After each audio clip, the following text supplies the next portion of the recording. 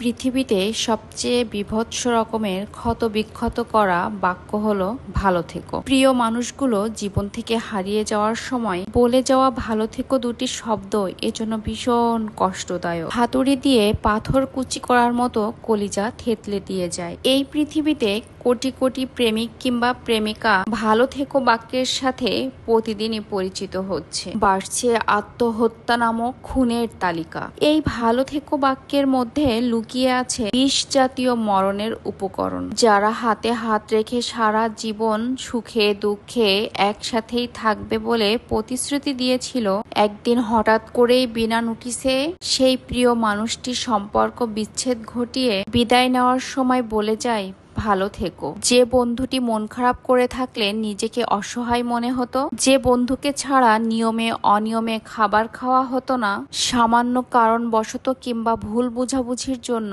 সেই বন্ধুটি দূরে চলে যাওয়ার সময় সেই বন্ধুটি বলে যায় ভালো থাকিস। হ্যাঁ, সেই বন্ধুটি বলে যায় ভালো থাকিস। জীবনের সাথে চলার পথে আমাদের হাজার হাজার তালিকায় রয়েছে এমন মানুষ যারা শুধু বিদায় নেওয়ার সময় বলে যায় ভালো থাকিস। এই মানুষগুলো যখন দূরে চলে যায় তখন সবাই চায় যেন ভালো থাকি। তারা এটা বোঝে না যে ভালো থাকার জন্য তাদেরকে পাশে প্রয়োজন ছিল।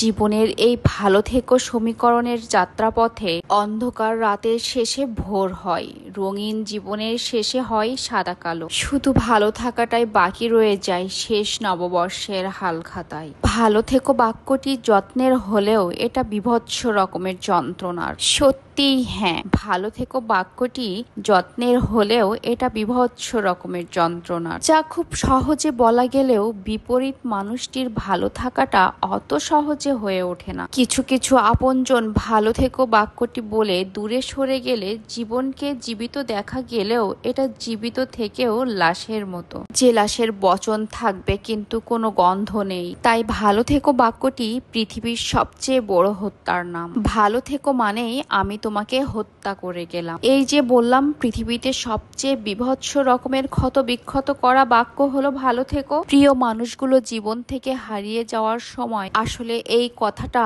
যে মানুষকে বলে যায় সেই মানুষের জীবনকে কতটা এলোমেলো করে যায় বিপরীত মানুষটা কখনোই বোঝে না। আল্লাহ হাফেজ, সবাই ভালো থাকবেন। আবারও কথা হবে নতুন কোনো ভিডিওতেই। সেই পর্যন্ত সবাই সুস্থ থাকবেন। আল্লাহ হাফেজ। আর আমার ভিডিওগুলো যদি আপনাদের কাছে একটু হলেও ভালো লেগে থাকে তাহলে দয়া করে ফলো দিয়ে আমার সাথেই থাকবেন।